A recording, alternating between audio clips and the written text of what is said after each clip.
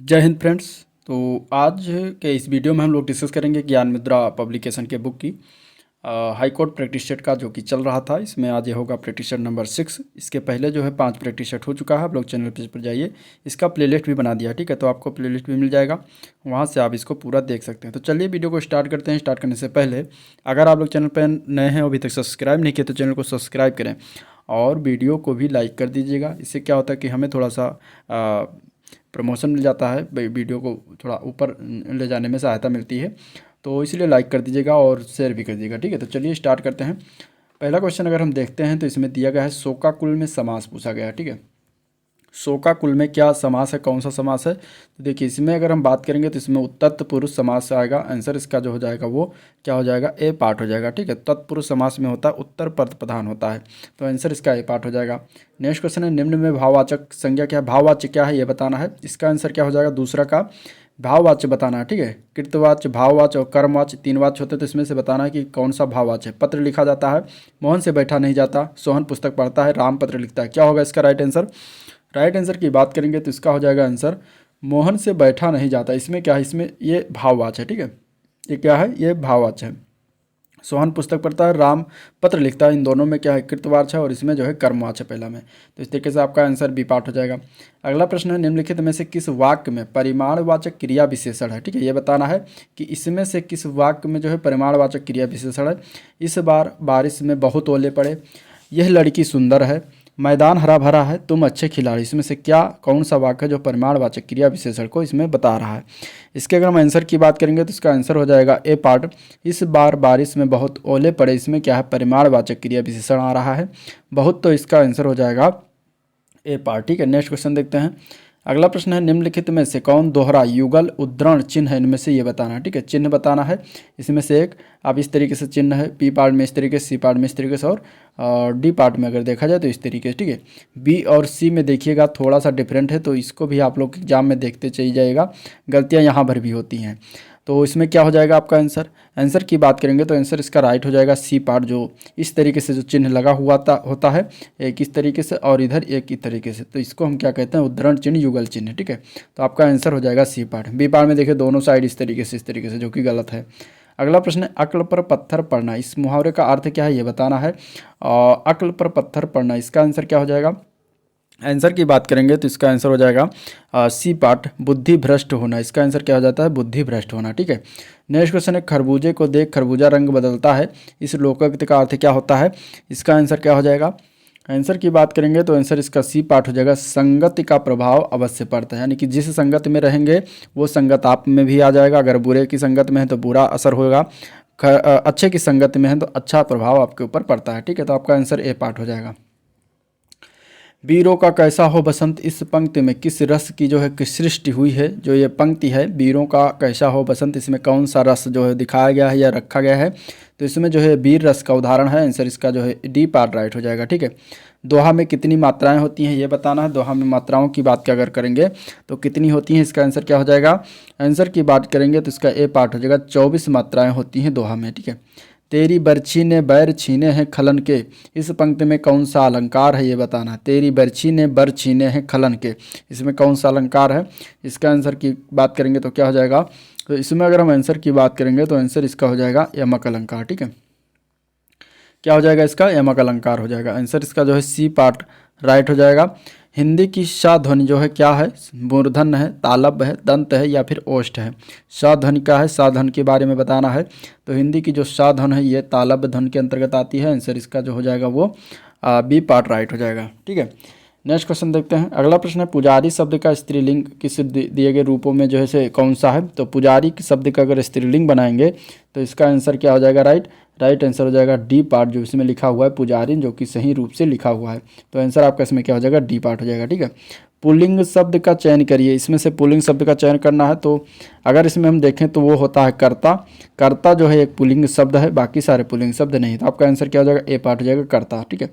निम्नलिखित विकल्पों में से दिशा शब्द का बहुवचन का क्या होता है, यानी दिशा शब्द जो है एक वचन है, इसका बहुवचन बनाना है। इसका आंसर क्या हो जाएगा?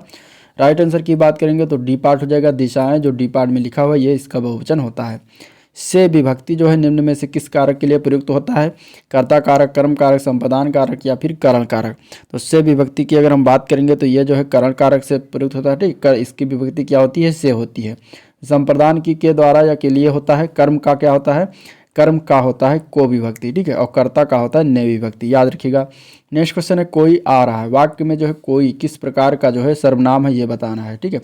अनिश्चयवाचक सर्वनाम या फिर निश्चयवाचक सर्वनाम या फिर संबंधवाचक सर्वनाम या फिर निजवाचक। बताइए इसका आंसर क्या होगा?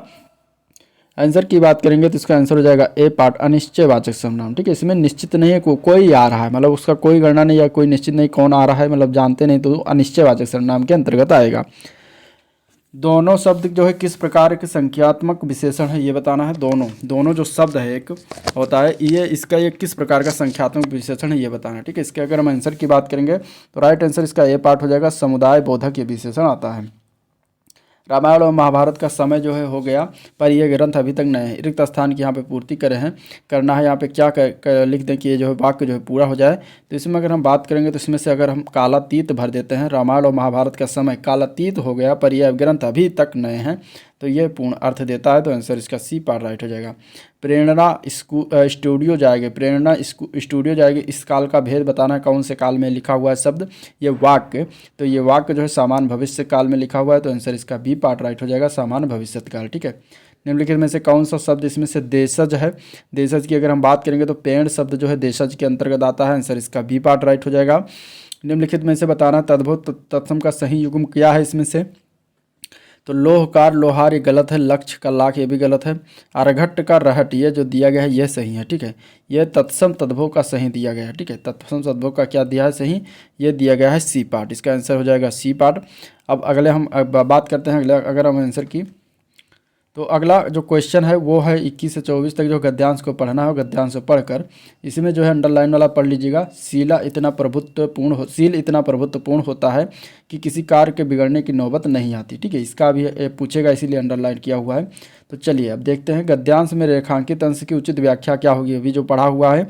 तो इसके अगर हम उचित व्याख्या की बात करेंगे तो जहाँ शील का प्रभुत्व होता है वहाँ कोई कार्य बिगड़ने नहीं पाता, इसका यह अर्थ होता है। तो आंसर आपका सी पार्ट इसमें राइट हो जाएगा, ठीक है। निम्नलिखित में से कौन सा कथन शील के संबंध में गलत है? गद्यांश को अगर आप पढ़ेंगे तो शील एक दैवी गुण है जो कि ये गलत बता रहा है इसमें किस कथन के अनुसार, तो आंसर इसका बी पार्ट राइट हो जाएगा, ठीक है। गद्यांश में कौन सा शब्द दुष्प्रभावित का विलोम है? दुष्प्रभावित के विलोम की अगर हम बात करेंगे तो वो है सुप्रभावित, ठीक है। आंसर क्या हो जाएगा? C part. ख्याति शब्द का अर्थ क्या होता है? ख्याति शब्द का अर्थ होता है प्रसिद्धि, आंसर सी पार्ट भी इसका राइट हो जाएगा। सुंदर शब्द का पर्यायवाची बताना है। सुंदर का पर्यायवाची की बात करेंगे तो चारू जो शब्द है ये सुंदर का पर्यायवाची होता है, आंसर ए पार्ट इसका राइट हो जाएगा, ठीक है। Identify the correct sentence among the following. अब 25 के बाद 26 से इंग्लिश के क्वेश्चन 25 आगे देखने वाले हैं। करेक्ट आंसर बताना है, इसमें से करेक्ट सेंटेंस बताना है कौन सा लिखा हुआ है करेक्ट रूप में, सही रूप में। तो अगर इसमें देखते हैं please look at my certificate, please see my certificate, C नहीं लिखा जाता, सर्टिफिकेट को देखते हैं तो सी का यहाँ प्रयोग नहीं करते हैं। प्लीज़ लुक इंटू का भी प्रयोग नहीं करते हैं, प्लीज़ सी इंटू इसका भी प्रयोग नहीं करते। इसमें आपका आंसर होगा वो बी पार्ट हो जाएगा। Please look at my certificate ये इसका सही रूप है, आंसर इसका क्या हो जाएगा? बी पार्ट राइट हो जाएगा। In the sentence he has been living in this house since January, इसमें बताना है कि कौन सा टेंस है, ठीक है। ही हैज़ बीन लगा है, लिविंग है, ING फॉर्म है, और सिंस जनवरी तो इसमें बताना है कि ये कौन से टेंस में लिखा हुआ। तो किस में लिखा हुआ? तो जिसमें हैज़ बीन होता है, लिविंग होता है, कौन सा टेंस होता है? तो वो होता है present perfect continuous tense, answer इसका क्या हो जाएगा? डी पार्ट राइट हो जाएगा, ठीक है। अगला प्रश्न देखते हैं। Give one word substitution for the following. 100 years जो है यानी 100 के साल को हम क्या कहते हैं? 100 साल को, 100 साल को हम एक शब्द में अगर कहेंगे तो उसको कहा जाता है century, answer B part right हो जाएगा, ठीक है। Identify the sentence may God protect your family, इसमें जो है एक्सक्लेमेटरी सूचक भी लास्ट में लगा हुआ है, इसमें सूचक शब्द चिन्ह, तो ये किस वाक्य में आ जाएगा? तो ये आपका अगर हम आंसर की बात करेंगे तो इसके कौन सा वाक्य है? ये ऑप्टेटिव वाक्य है, आंसर इसका क्या हो जाएगा? ऑप्टेटिव सेंटेंस, ठीक है। Fill in the blanks with suitable pronoun, इसमें हमें प्रोनाउन भरना है, सही प्रोनाउन। That is one of the girls have stolen the eggs, यहाँ पे भरना है, क्या भर दें कि जिससे कि सुटेबल हो जाए, सही वाक्य बन जाए। इसके अगर हम आंसर की बात करेंगे तो डी पार्ट जो हु, ठीक है। That is one of the girls who have stolen the eggs, यहाँ पे गर्ल्स की बात हो रही है कि अगर कोई चोरी करेगा, कोई प्राणी ही चोरी करेगा तो यहाँ पे हु भरा जाएगा, ठीक है। इन the sentence the teacher taught me yesterday, the word yesterday is use and, यहाँ पे जो एस्टरडे यूज किया गया है ये किस रूप में प्रयोग किया गया है, एडवर्ब, एडजेक्टिव, प्रोनाउन, नाउन किस रूप में किया गया है ये बताना है। ठीक है, इसमें अगर हम आंसर की बात करेंगे तो ये जो है एडवर्ब के रूप में प्रयोग हुआ है, तो आपका आंसर इसका क्या हो जाएगा, ए पार्ट हो जाएगा, एडवर्ब। ठीक है, अगला प्रश्न, point out the sentence which is the future indefinite tense, कौन सा इसमें से वाक्य है जो फ्यूचर इंडेफिनिट टेंस में लिखा हुआ ये बताना है। अब इसमें अगर देखें तो do not talk in the class, ये फ्यूचर में नहीं है। ठीक है, इसमें तो बताया जा रहा है प्रेजेंट में कि क्लास में बात मत करो। Mohan went to Delhi, went लेकर लग गया यानी कि पास्ट की बातें हो रही हैं। These boys will play a football match next Monday, तो ये देखिए फ्यूचर में विल प्ले यानी खेलेगा, तो यहाँ पे आपका आंसर क्या हो जाएगा, फ्यूचर की बात हो रही है तो फ्यूचर इंडेफिनिट में क्या है, सी पार्ट इसका राइट आंसर हो जाएगा। Change the following sentence into active voice, ठीक है, पैसिव वॉइस में दिया गया है, the teachers were displeased at this rude behaviour, इसको हमें बताना है एक्टिव वॉइस में कि इसका सेंटेंस क्या होगा। एक्टिव वॉइस की बात करें तो इसका राइट आंसर ए पार्ट हो जाएगा, his rude behaviour displeases the teacher. ठीक है, तो आपका आंसर इसमें क्या हो जाएगा, ए पार्ट राइट हो जाएगा। विच of the following word is collective noun, इसमें से कौन सा वर्ड जो है कलेक्टिव नाउन के अंतर्गत आता है, तो वो है टीम। ठीक है, टीम क्या है, टीम कलेक्टिव नाउन के अंतर्गत, इसमें बहुत सारे लोग रहेंगे टीम में, तो ये कलेक्टिव नाउन के अंतर्गत आएगा। ठीक है, which of the following sentence is exclamatory, इसमें से कौन सा एक सेंटेंस जो है इस्लामेट्री, तो इस्लामेट्री सूचक ये होता है जिसमें लगा हो वही हो जाएगा, तो आपका डी पार्ट इसमें राइट हो जाएगा। What a clever boy you are, यहाँ पे इस्लामेट्री सूचक लगा हो तो ये आपका आंसर हो जाएगा। ठीक है, choose the figure of speech in the given line, time is money. ठीक है, इसका हमें बताना फिगर ऑफ स्पीच यानी कि अलंकार, इसमें कौन सा अलंकार है, तो इसमें है मेटाफर। ठीक है, आंसर क्या हो जाएगा, डी पार्ट हो जाएगा। Choose the word similar meaning, इसमें सिमिलियर मीनिंग बताना है डिफीट, डिफीट मीन्स होता है हार। ठीक है, अब अगर इसमें हम देखते हैं ऑप्शन में तो देखिए इसमें सिमिलियर मीनिंग पूछा गया लेकिन इसमें किसी का मतलब हार नहीं होता। अगर इसमें रेज की बात करेंगे तो रेज मीन्स होता है तेजी। ठीक है, और अगर हम बात करते हैं स्पर्ट की तो स्पर्ट मीन्स विशेषज्ञ होता है। इसकी अगर हम बात करें कॉन्कोर की तो कॉन्कोर मीन्स होता है जीत। ठीक है, प्रमोट की बात करेंगे तो किसी को बढ़ावा देना, प्रमोशन देना, ये हो जाएगा इसका अर्थ। ठीक है, तो यहाँ पे किसी का मतलब वो नहीं निकला क्या, हार, तो यहाँ पे सिमिलियर मीनिंग यानी कि पर्यायवाची नहीं होगा, इसमें गलत लिखा हुआ है।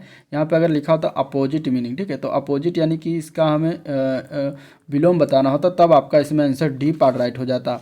ठीक है, कंकोर हो जाता क्योंकि हार का जीत क्या होता है, उल्टा होता है, लेकिन इसमें कहीं नहीं लिखा हो, तो ये थोड़ा सा क्या कहते हैं कि मिस स्पेल्ड वर्ड है, लिखा हुआ यहाँ पे मिस प्रिंट हो गया है, सिमिलर की जगह अपोजिट होना चाहिए था। तो चलिए नेक्स्ट क्वेश्चन देखते हैं। अगला प्रश्न है choose the word opposite in the meaning, अब यहाँ पे अपोजिट पूछा गया यानी कि विलोम पूछा गया है, करोजियस का विलोम, तो करेजियस मीन्स क्या होता है, करेजियस मीन्स होता है साहसिक। ठीक है, करेज कहते हैं ना, तो साहसिक उसी से बना है विशेषण, साहसिक हो जाएगा इसका आंसर। इसका जो है अर्थ, अब साहसिक का हमें अपोजिट बताना, साहसिक का अपोजिट क्या हो जाएगा, कायर, तो कायर इसमें देखें कावर्डली जो लिखा है इसका मतलब क्या होता है, इसका मतलब कायर तो कायरता, तो आपका आंसर आपका क्या हो जाएगा, यही सी पार्ट राइट हो जाएगा। विच of the following is miss spelled word, medicine सही लिखा है, क्रिकेट सही लिखा है, डिपेंड सही लिखा है, परमिशन गलत लिखा हुआ है। परमिशन को अगर हम लिखेंगे तो PERMISSION होगा। ठीक है, अब यहाँ पे देखा जाए तो यहाँ पे एक सिंगल एस लिखा है इसलिए गलत हो जाएगा, आपका आंसर बी पार्ट हो जाएगा। Choose the correct prefix for the following word, इसमें प्रीफिक्स क्या लगाया जाता है, तो इसमें प्रीफिक्स लगाते हैं अन। ठीक है, एक्सपेक्टेड के पहले अन लगा देंगे तो ये हो जाएगा अनएक्सपेक्टेड, जो कि सही अर्थ ये भी देगा। विच of the part of speech in the word so in the following sentence, जो ये सो इसमें कहीं दिया गया है इस वाक्य में वो क्या है, Shruti wanted to work so he went to her room, यहाँ पे जो सो लिखा है ये क्या है। इसके अगर हम आंसर की बात करेंगे तो ये एक कंजंक्शन है जो कि दोनों उपवाक्यों को जोड़ता है, तो आंसर डी पार्ट हो जाएगा कंजंक्शन। ठीक है, who is the best answer, what is your city like, what is your city like, इसका हमें आंसर बताना क्या इसका बेस्ट आंसर होता है, इसका बेस्ट आंसर हो सकता है it is small but nice, तो आपका आंसर क्या हो जाएगा, इसका बी पार्ट राइट हो जाएगा। Choose the plural form of given word, tax का प्लूरल फॉर्म बताना है, टैक्स के प्लूरल फॉर्म की बात करें तो टैक्सेस हो जाएगा जो कि सी पार्ट में लिखा हुआ है। Which are the following combination is found in the structure of English language, English language की स्ट्रक्चर कैसे बनता है उस तरीके से बताना, कौन सा कॉम्बिनेशन इसमें फॉलो करता है, तो देखिए सब्जेक्ट होता है, इसके बाद वर्ब होता है, फिर ऑब्जेक्ट होता है, तो इसमें अगर देखें तो सी पार्ट में सही रूप से लिखा होता है, आंसर सी पार्ट राइट हो जाएगा।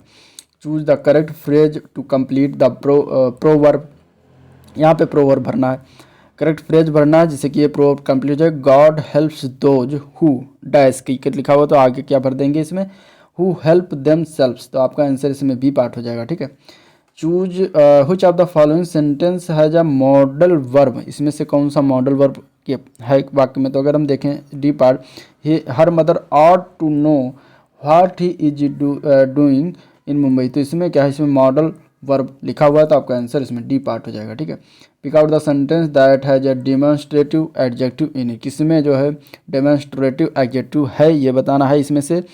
तो this kind of question is often asked in examination, इसमें है, तो आपका आंसर इसका बी पार्ट राइट हो जाएगा। Identify the wrong collective noun, इसमें से कौन सा गलत कलेक्टिव नाउन है, तो वो है सीप्स। ठीक है, सीप्स जो है कलेक्टिव नाउन नहीं होता, तो आंसर आपका सी पार्ट राइट हो जाएगा।